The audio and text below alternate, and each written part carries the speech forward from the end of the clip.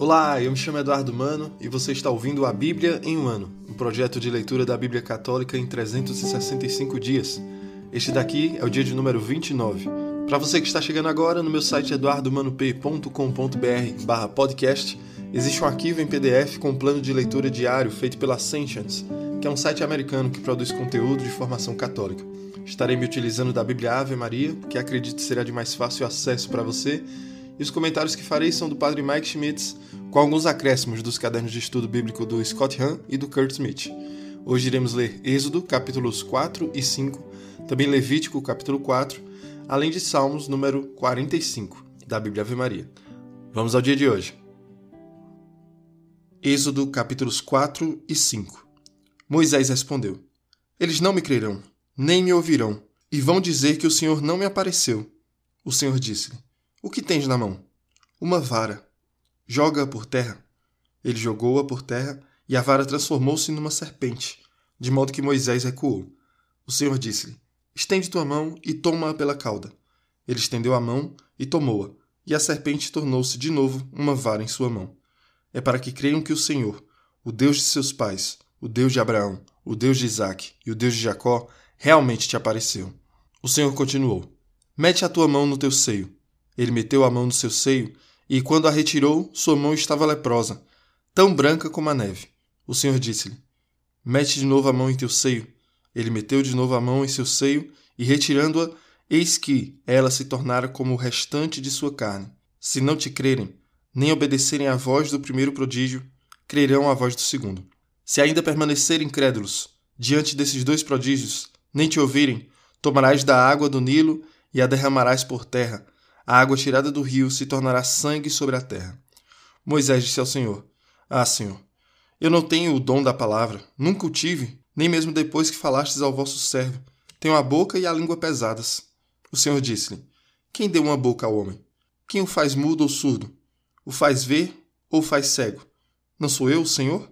Vai, pois, eu estarei contigo quando falares, e te ensinarei o que terás de dizer. Senhor, disse Moisés, mandai quem quiserdes. Então o Senhor irritou-se contra Moisés. Não tens Arão? Disse ele, teu irmão, o levita? Eu sei que ele fala bem. Ele justamente que vem ao teu encontro, e vendo-te, se alegrará o seu coração. Tu lhe falarás, lhe porás as palavras na boca, e, quando falardes, eu estarei contigo e com ele, e vos ensinarei o que tereis a fazer. É ele quem falará ao povo em teu lugar. Ele te servirá de boca, e tu lhe servirás de Deus. Toma em tua mão esta vara, com a qual operarás prodígios. Moisés partiu, de volta para junto de Jetro, seu sogro. Disse-lhe: Rogo-te, que me deixes partir e voltar para junto de meus irmãos no Egito. Vou ver se ainda vivem. Jetro disse a Moisés: Vai em paz. O Senhor disse a Moisés em Madiã: Vai, volta ao Egito, porque todos aqueles que atentavam contra a tua vida estão mortos. Moisés tomou consigo sua mulher e seus filhos, fez-los montar em jumentos e voltou para o Egito. Levava na mão a vara de Deus. O Senhor disse a Moisés: Agora que voltas ao Egito, cuida para que todos os prodígios que te concedi o poder de operar, tu os faças na presença do faraó. Mas endurecerei o seu coração, e ele não deixará partir o povo. Tu lhe dirás: Assim fala o Senhor, Israel é meu filho primogênito. Eu te digo: Deixa ir o meu filho, para que ele me preste um culto. Se te recusas a deixá-lo partir, farei perecer teu filho primogênito.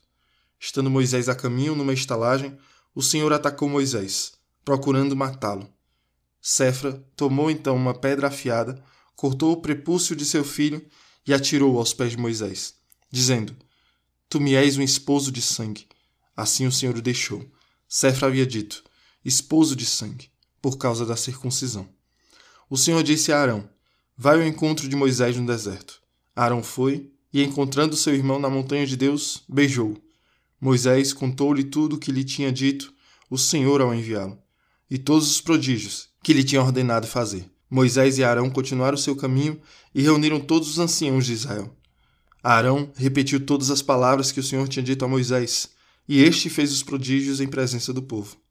O povo acreditou, e tendo ouvido que o Senhor viera visitar os filhos de Israel e que vira sua aflição, inclinaram-se e prostraram-se. Depois disso, Moisés e Arão dirigiram-se ao faraó e disseram-lhe: Assim fala o Senhor, o Deus de Israel. Deixa ir o meu povo para que me faça uma festa no deserto. O faraó respondeu: Quem é esse Senhor, para que eu lhe deva obedecer, deixando partir Israel? Não conheço o Senhor, e não deixarei partir Israel. Eles prosseguiram: O Deus dos Hebreus nos apareceu. Deixa-nos ir ao deserto, a 3 dias de caminho, para oferecer sacrifícios ao Senhor, para que não nos fira ele pela peste ou pela espada. O rei do Egito disse-lhes: Moisés e Arão, por que quereis desviar o povo do seu trabalho? Ide às vossas ocupações. E ajuntou: O povo é, atualmente, numeroso, e vós o fareis interromper seus trabalhos. Naquele mesmo dia, deu o faraó ao inspetor do povo e aos vigias esta ordem: Não fornecereis mais, como dantes, a palha ao povo para fazer os tijolos. Irão eles mesmos procurá-la. Entretanto, exigi deles a mesma quantidade de tijolos que antes, sem nada diminuir. São os preguiçosos. É por isso que clamam: queremos ir oferecer sacrifícios ao nosso Deus.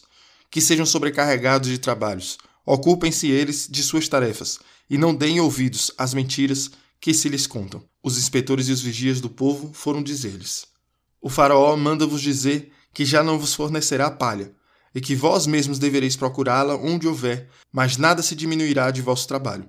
Espalhou-se, pois, o povo por todo o Egito para juntar restolho e transformá-lo em palha. Os inspetores instavam com eles, dizendo: Aprontai vossa tarefa diária, como quando se vos fornecia palha. Açoitavam até os vigias israelitas que os inspetores do faraó tinham estabelecido sobre eles.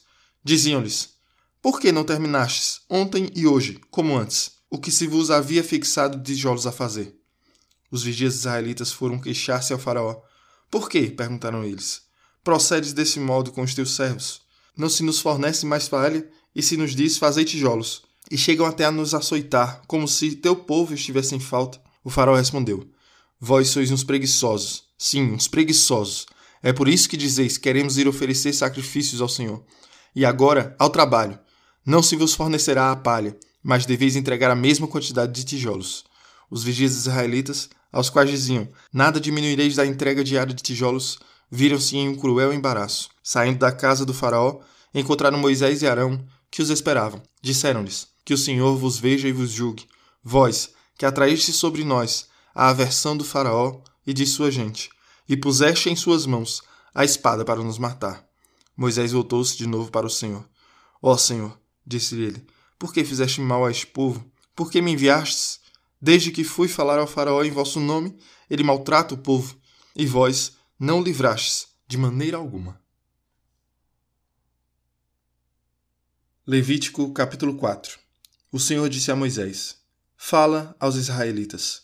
Dize-lhes: Quando um homem tiver pecado involuntariamente contra uma prescrição do Senhor, fazendo uma das coisas que ele proibiu, se aquele que tiver pecado for um sacerdote ungido, de maneira que o povo se torne culpado, oferecerá ao Senhor por sua transgressão um novilho sem defeito, como sacrifício de expiação. Levará o novilho diante do Senhor, à entrada da tenda de reunião, porá a mão sobre a cabeça do touro e o imolará diante do Senhor. O sacerdote ungido tomará o sangue do touro e o levará à tenda de reunião. Mergulhará o seu dedo no sangue e fará 7 aspersões diante do Senhor, diante do véu do santuário. Em seguida, porá o sangue nos chifres do altar dos perfumes aromáticos que está diante do Senhor, na tenda de reunião, e derramará o resto do sangue do touro ao pé do altar dos holocaustos, que está à entrada da tenda de reunião. Tirará a gordura do touro imolado pelo pecado, tanto as que envolve as entranhas como a que adere a elas. Os 2 rins com a gordura que os envolve na região lombar e a pele que recobre o fígado, a qual será desprendida de junto dos rins. Fará como se faz com o touro do sacrifício pacífico e queimará tudo isso no altar dos holocaustos. Mas o couro do touro, sua carne, com sua cabeça, suas pernas, suas entranhas e seus excrementos, enfim, todo o touro, o levará para fora do acampamento, em lugar limpo, onde se jogam as cinzas, e o queimará sobre lenha. Será queimado sobre um monte de cinzas. Se foi toda a Assembleia de Israel quem pecou involuntariamente, por inadvertência, cometendo alguma ação proibida pelos mandamentos do Senhor, tornando-se assim culpada, se o pecado cometido por ela vier a ser conhecido, a Assembleia oferecerá em sacrifício de expiação um novilho, que se conduzirá diante da tenda de reunião. Os anciãos da Assembleia porão suas mãos sobre a cabeça do touro, o qual será imolado diante do Senhor. O sacerdote ungido levará o sangue do touro à tenda de reunião. Mergulhará seu dedo no sangue e fará 7 aspersões diante do Senhor, em frente do véu. Porá o sangue nos chifres do altar que está diante do Senhor, na tenda de reunião, e derramará o resto do sangue ao pé do altar dos holocaustos, que está à entrada da tenda de reunião. Tirará toda a gordura do touro para queimá-la sobre o altar. Fará desse touro o que se fez com o novilho imolado pelo pecado. É assim que o sacerdote fará a expiação por eles, e serão perdoados. Levará depois o touro para fora do acampamento e o queimará como o primeiro. Esse é o sacrifício pelo pecado da Assembleia. Se foi um chefe quem pecou, cometendo involuntariamente uma ação proibida por um mandamento do Senhor, seu Deus, tornando-se assim culpado, trará para sua oferta um bode sem defeito, logo que tiver tomado consciência de seu pecado. Porá a mão sobre a cabeça do bode, e o imolará no lugar onde se imolam os holocaustos diante do Senhor. Esse é um sacrifício pelo pecado. O sacerdote, com o dedo, tomará o sangue da vítima oferecida pelo pecado e o porá sobre os chifres do altar dos holocaustos, e derramará o resto do sangue ao pé desse altar. Queimará em seguida sobre o altar toda a gordura, como a dos sacrifícios pacíficos. É assim que o sacerdote fará pelo chefe a expiação de seu pecado, e ele será perdoado. Se for alguém do povo quem pecou involuntariamente, cometendo uma ação proibida por um mandamento do Senhor, tornando-se assim culpado, trará para sua oferta uma cabra sem defeito, pela falta cometida, logo que tiver tomado consciência de seu pecado. Porá a mão sobre a cabeça da vítima oferecida pelo pecado e a imolará no lugar onde se imolam os holocaustos. Em seguida, o sacerdote molhará o dedo no sangue da vítima e o porá sobre os chifres do altar dos holocaustos, derramando o resto ao pé do altar. Tirará toda a gordura, como se fez no sacrifício pacífico, e a queimará no altar, como agradável odor ao Senhor. É assim que o sacerdote fará a expiação por esse homem, e ele será perdoado. Se for um cordeiro que oferecer em sacrifício pelo pecado, oferecerá uma fêmea sem defeito. Porá a mão sobre a cabeça da vítima oferecida pelo pecado, e a imolará em sacrifício de expiação no lugar onde se imolam os holocaustos. Em seguida, molhará o dedo no sangue dessa vítima oferecida pelo pecado, e o porá sobre os chifres do altar dos holocaustos, derramando o resto do sangue ao pé do altar. Tirará toda a gordura como se tirou a do cordeiro do sacrifício pacífico, e a queimará no altar, entre os sacrifícios feitos pelo fogo ao Senhor. É assim que o sacerdote fará a expiação pelo pecado cometido por esse homem, e ele será perdoado. Salmo 45. Ao mestre de canto, dos filhos de Coré, cântico para a voz de soprano. Deus é nosso refúgio e nossa força, mostrou-se nosso amparo nas tribulações. Por isso, a terra pode tremer, nada tememos. As próprias montanhas podem se afundar nos mares. Ainda que as águas tumultem e com sua fúria venham abalar os montes, está conosco o Senhor dos Exércitos. Nosso protetor é o Deus de Jacó. Os braços de um rio alegram a cidade de Deus, o santuário do Altíssimo. Deus está no seu centro, ela é inabalável. Desde o amanhecer, já Deus lhe vem em socorro. Agitaram-se as nações, vacilaram os reinos. Apenas ressoou sua voz, tremeu a terra. Está conosco o Senhor dos Exércitos.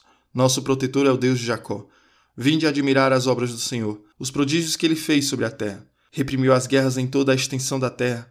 Partiu os arcos, quebrou as lanças, queimou os escudos. Parai, disse ele, e reconhecei que sou Deus, que domino sobre as nações e sobre toda a terra. Está conosco o Senhor dos Exércitos. Nosso protetor é o Deus de Jacó. Muito bem, hoje começamos com Moisés incrédulo de que o povo acreditaria nele, e então ouvimos Deus explicando os sinais que realizará ao povo de Israel. Eles servirão como prova de que Deus tem a intenção de resgatá-lo de suas aflições. Primeiro mostra a vara se transformando em cobra, depois a mão sendo colocada no seio e ficando com lepra, que era um tipo de infecção que clareava a pele, e termina dizendo que a água do rio Nilo se transformará em sangue sobre a terra. Depois Moisés diz que tem dificuldade para falar, onde no hebraico diz que eu não sou homem de palavras, enquanto que no grego diz eu não sou suficiente. Ambos indicam que Moisés treme com a perspectiva de ser o profeta do Senhor, porque se sente inadequado à tarefa. Paulo, utilizando-se da versão grega do texto, em 2 Coríntios 3,5, igualmente considera-se desarticulado e desqualificado para ser apóstolo. No entanto, ele aceita sua missão e aprende a permitir que a graça de Deus compense suas fraquezas. Em seguida, Moisés fala de sua boca e língua pesadas, que isso poderia significar que Moisés tinha problema de fala, que ele tem medo de falar em público, que ele não tem talento para ser eloquente ou persuasivo com palavras, ou que ele deixou de ser fluente na língua egípcia desde que fugiu do país 40 anos atrás. Também é possível que mais do que um destes fatores pese na mente de Moisés. Mas Deus o conforta dizendo que a graça divina irá compensar tudo o que Moisés não tem. Mas ele reluta novamente e Deus se irrita com ele, porque sua lista de desculpas se esgotou e agora ele tenta rejeitar sua vocação inteiramente. E Deus permite que Arão fale por Moisés, Deus levando sempre em consideração a fraqueza de seu povo para o cumprimento de sua vontade. Deus diz ainda que no Egito morreram todos os que queriam tirar a vida de Moisés, inclusive o faraó que queria matá-lo 40 anos atrás. Tem uma mesma relação com a volta de José e Maria após o nascimento do nosso Senhor Jesus Cristo, que eles fogem e após a morte de Herodes é que o anjo avisa a José de que eles podem retornar para a sua terra. E algo interessante ocorre quando Deus envia Moisés, pois ele diz que endurecerá o coração do faraó. Esse endurecimento não é um ato inicial de Deus, mas uma reação à posição inicial do faraó. Isso é às vezes descrito nas Escrituras como Deus entregando o pecador aos desejos do seu coração sem Deus. Deus chama então Israel de seu primogênito, porque este povo está marcado como o primeiro beneficiário da redenção divina entre a família das nações, e ele já adianta a 10ª praga, quando diz que o ultimato do Egito atingirá o primogênito do faraó. Dos versículos 24 a 26 ouvimos a circuncisão do filho de Moisés. Esse trecho ele carrega um significado obscuro. Moisés pode ter seguido o costume madianita de esperar para circuncidar os meninos até pouco antes do casamento. Se assim for, ele renegou a aliança abraâmica, que exigia que os recém-nascidos fossem circuncidados no 8º dia após o nascimento. A não observância deste rito significava ser eliminado do povo da aliança. Em todo caso, o incidente é muitas vezes interpretado como prefiguração dos acontecimentos da noite de Páscoa, quando o sangue sacrificial irá proteger os filhos primogênitos de Israel do divino exterminador. Então, no capítulo 5, ouvimos o confronto inicial entre Moisés e o faraó. A permissão para Israel embarcar numa peregrinação de 3 dias não é só rejeitada, mas é recebida com grande crueldade, que causa as seguintes perguntas: quem é o Senhor e a quem pertence Israel, a Javé ou ao faraó? O fato de justificar a ida ao deserto para realizar sacrifícios ao Senhor já era algo ofensivo para as sensibilidades religiosas dos egípcios, porque envolvia o abatimento de animais, que para eles tinha um sinal de divindade em cada animal. O fato do faraó rejeitar, dizendo que interromperiam seus trabalhos, é porque ele tenta expulsar completamente o culto da vida dos israelitas, querendo apenas o trabalho deles. O rei do Egito então passa a exigir mais trabalho dos seus escravos e Moisés termina este capítulo frustrado por ter que lidar com o aparente fracasso de Deus em cumprir sua promessa de agir poderosamente contra o Egito. Já no livro de Levítico, ouvimos, diferente dos sacrifícios de ontem, que envolveram sobretudo o reconhecimento da soberania divina, esses sacrifícios de hoje insistem na ideia de reparação e expiação, sendo ações realizadas sem aviso prévio. Os fatos aqui considerados não eram pecados próprios, mas apenas pecados materiais, ou impurezas rituais. Segundo o hebraico original, vem mais da limitação humana do que da falta de conhecimento. Um dos aspectos interessantes que nos direciona a Cristo é a primeira descrição de sacrifício, quando ele fala do sacerdote, que paga por um pecado que a consequência também afetaram as pessoas. Além dos gestos já conhecidos, introduz novos elementos litúrgicos. Um deles é que, ao queimar a vítima fora do campo, o oferecimento expressou sua tristeza por ter pecado, renunciando a comer as carnes sacrificadas. Este detalhe dos sacrifícios expiatórios foi retomado na carta aos Hebreus, quando afirma que Jesus também, a fim de santificar as pessoas com seu sangue, sofreu do lado de fora da porta. Então que hoje possamos sair nos questionando, se ainda estamos debatendo com Deus, como fez Moisés, sobre aquilo que ele pede de nós, e assim olhemos ao nosso redor para encontrar o Arão que Deus coloca ao nosso lado para nos ajudar a cumprir a vontade dele, e avancemos. Mesmo que de início não pareça funcionar, Deus estará conosco e é somente a vontade dele que deve nos revigorar para agirmos constantemente. Deus abençoe você e reze por mim. Até amanhã.